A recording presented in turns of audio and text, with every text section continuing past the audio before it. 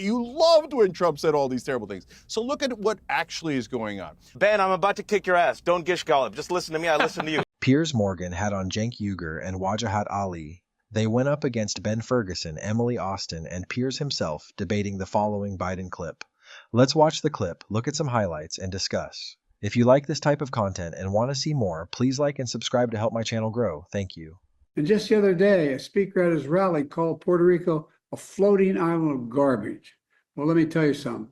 I don't know the Puerto Rican that I know, or Puerto Rico where I'm in my home state of Delaware. They're good, decent, honorable people. The only garbage I see floating out there is his supporters.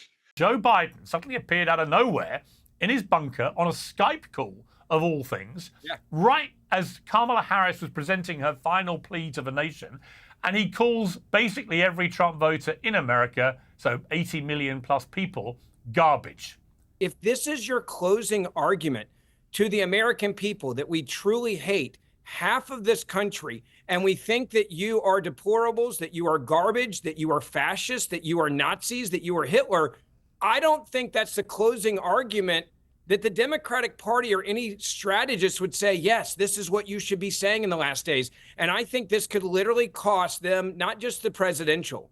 I think this could cost them the Senate, and I think it could cost them some House seats as well, because it is the worst things you could say about half the country going into the final days. Before we listen to Cenk's reply, I would like to give my own opinion. I think what we need to keep in mind is the fact that whatever people call Trump, he has already called other people and worse. Trump is the ultimate name caller. He has been caught in multiple scams and been mean to many people.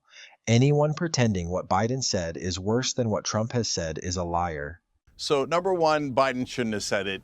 Look, my co-host on the Young Turks, Anna Kasparian, has been trying to get everybody to stop attacking the voters themselves. I think she's absolutely right about that.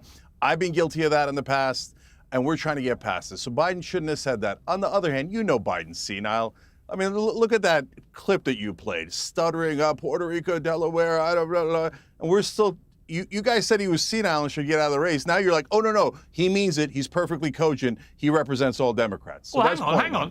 By the way, don't say things like, okay, here we go, of course. Just to be clear, Ben speaks for 2 minutes, and I always get interrupted. No, you'll have plenty of time. But just to be clear, he remains the president of the United States.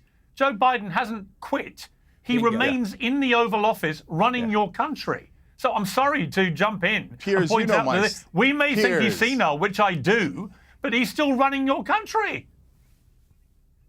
Okay, Piers, you know my position on Biden. I ran against him because I thought he was senile and I thought it was ridiculous. But now all of a sudden you're pretending he's not senile. He is senile. It's like getting mad at somebody with Alzheimer's. What are you getting mad at him for? Well, that's ridiculous. But that's not the point, guys. Look, I'm granting you that he definitely shouldn't have said that. And Debbie Dingell definitely shouldn't have said internment camps because Trump never said that. Now, having said that, guys, are you really pretending to be offended after you've supported Donald Trump, who has said everything in the world about left-wing voters, radical left lunatics? Hey, here we go again. No interruptions. He's called them radical left lunatics, Marxist, communist, fascist. He said that we should use the military to attack the enemy from within. And then you're pretending that all of a sudden you caught feelings? Not pretending. MAGA, do better than that. You're being ridiculous and you know it. Now you're snowflakes. Now you're snowflakes. The hardcore Trump lovers have always been snowflakes. They are often unable to take even the slightest criticism towards Donald Trump. Another problem with these types of people is that they will never change their opinion on things, even if you provide them with clear facts and statistics. I love watching Cenk destroy MAGA. Let's watch some more as it starts to get really heated. Emily, apparently we're snowflakes if we're offended by Joe Biden calling 80 million Americans garbage. I don't think that's snowflakery. I mean, I do remember for the last 3 days, all I've heard is Democrats screaming. You're all ignoring all the things Trump has said. No, hang on. You guys are so nuts. Cenk, if I just say, I'll come back to you, Trump is the most vicious politician of our lifetime. The way Democrats, he's like purist and driven snow. Wait a second. The way Democrats have pivoted. Hang on. The way Democrats have pivoted in the last 3 days from garbage is the worst slur imaginable to just because Joe Biden calls 80 million Americans garbage, suddenly, why are you getting so offended? Is laughable. Emily, to you. Okay, let me make something clear. The Republicans are not snowflakes, and since Biden called the Americans who support Trump garbage, all I've seen on X are memes of people going to vote now in garbage bags, memes of people putting trash cans on the street and saying it's a family portrait. Republicans are not snowflakes, and truth be told, I don't think anyone's offended because, yes, our sitting president, who has nuclear codes, is a senile old man that, let me remind everyone, Kamala literally 2.5 months ago was endorsing him and reminding everyone that he is sharp as a tack. But here's the issue. It doesn't speak to the Republicans. It's showing the American people, despite Harris Walz claiming they're the party of unity and they're for everyone, and yes, Harris is a continuation of Biden, who's failed as a president, they claim to try to unite everyone. But then the sitting president goes out and says, oh, you all are garbage. We don't care what he says. He's delusional. But it speaks to their character, it speaks to their party, and it speaks to their values. Bingo. And that is a problem that they're showing the American people their true colors. Republicans don't care. Call us garbage. How about call your us values? Deplorables. We just want our president in office. Okay, Vajahat, I mean, look, how about I your think values? whatever. All Cenk, Trump does I'll is come back to attack you. us No, Cenk, 1,000 times, and you We don't totally call you ignore Hitler. that. We don't Hang call on, you let me Hitler. bring- We don't say should Guys, we go let to me- camps hang for on, re-education. He's hang called Who's us every name of the book. interrupting He now? Hang has. on, He's we're called coming us to Hitler. fascist. He's called us Marxists. Coming to Hitler. Emily is just delusional when she claims Biden's comments represent democratic values. Wouldn't that mean that Trump's rhetoric represents her values? In that case, it would be much worse. Trump has called his political opponents Nazis. Trump has called Democrats many horrible names, and these people don't care. They only care when they can use it to score political points. This is me playing the world's smallest violin for all the fake outrage of MAGA and Trump supporters, who I believe are the most fickle, brittle, weak people on earth, who can dispense cruelty and demand civility, Great outreach who to hate voters. safe spaces for everyone, want safe spaces for themselves, and who, by the way, with this Great hypocritical outreach. fake outrage, the reason why I don't think most people will care is because people deplorables. know what Trump is for the past 9 years. And just yesterday, Donald Trump, who is running for president, Joe Biden is not, and Joe Biden, he's 81 years old, he has a stutter, and by the way, I appreciate the context that he gave. I don't think he needed to, but he did.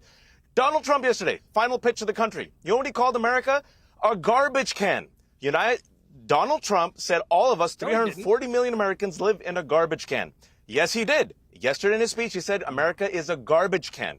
Yesterday, Donald Trump said Democrats, who are the majority, are sick and evil people. Yesterday, folks, Donald Trump, when you start confronted calling people with these Hitler, offensive it's a good comments, context. If you talk about context, let that's me finish, context. Ben, don't gish gallop. Ben, I'm about to kick your ass. Don't gish gallop. Just listen to me. I listen to you. We're a dumping ground. We're like a garbage can for the world. That's what's happened. That's what's happened to our. We're like a garbage can. The point about Tony Hinchcliffe, if you watch the Netflix Tom Brady roast special, he is the star of that roast. He says stuff that makes what he said at the Madison Square Garden seem like a tea party. I mean, he is an offensive roaster of absolutely everyone. He slurred all of those minorities, you're right. But there's one group he didn't touch at all. White people. And men. And MAGA. What a funny coincidence from a brave roaster. So you're in front of MAGA, you don't roast them at all. All you do is roast people you don't like. Interesting. So after Trump does every insult in the world, you guys now are pretending that, oh my God, I caught the vapors. He called us garbage. After Trump, you loved when Trump said all these terrible things. So look at what actually is going on. Why is Kamala Harris pointing out at the end that Donald Trump is a unique danger? Because if you're being honest, he is a unique danger. You don't have to go to internment camps. You don't have to go to Hitler analogies, etc. But when the guy says that the left is the enemy from within and he might use the military on them, and there are his own advisors who said, yes, we had conversations in the White House where Trump asked us if we could use the military to shoot protesters in the leg, which, by the way, shooting protesters, it doesn't get any more cancel culture than that. And he said after he lost that we should terminate the Constitution. If that's not a unique danger to the Constitution and the democracy, what is? And if you say we shouldn't point that out, we shouldn't point out that a guy wanted to terminate the Constitution and shoot the protesters with the U.S. military, and you don't get why that sounds like, and fill in the blank, fascist, dictator, wannabe, whatever word you want, but that sounds super dangerous. Cenk, this is the problem.